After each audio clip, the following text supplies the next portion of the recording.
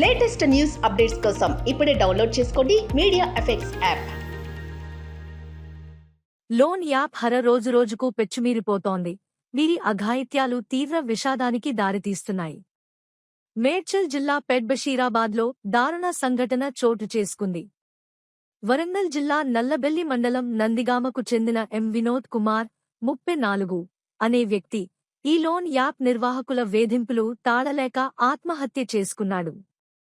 వినోద్ తండ్రి అనారోగ్యానికి మరియు ఇతర ఆర్థిక కష్టాల కారణంగా దాదాపు 4 లక్షల రూపాయలు అప్పు చేశాడు. భార్యకు తెలియకుండా ఆమె ఫోన్తో లోన్ యాప్ డౌన్లోడ్ చేసి రుణం తీసుకున్నాడు. నెలనెలా చెల్లింపులు చేస్తున్నా క్రమం తప్పకుండా చెల్లించలేకపోవటంతో యాప్ నిర్వాహకులు అతని భార్య ఫోటోను మార్ఫ్ చేసి స్నేహితులు, బంధువులకు పంపించారు. ఈ పని అతనిని, కుటుంబాన్ని తీవ్ర మనోవేదనకు గురిచేసింది. అతని భార్య సోదరుడు 3,000 రూపాయల వరకు రుణాన్ని చెల్లించినా కూడా వేధింపులు ఆగలేదు. చివరకు ఈ ఒత్తిడిని తట్టుకోలేక వినోద్ ఇంట్లోని ఫ్యాన్కి ఉరేసుకుని చనిపోయాడు. ఈ సంఘటన వినోద్, మంజుషా పెళ్లి రోజు వినాయక చవితి పండుగ సందర్భంగా జరిగింది.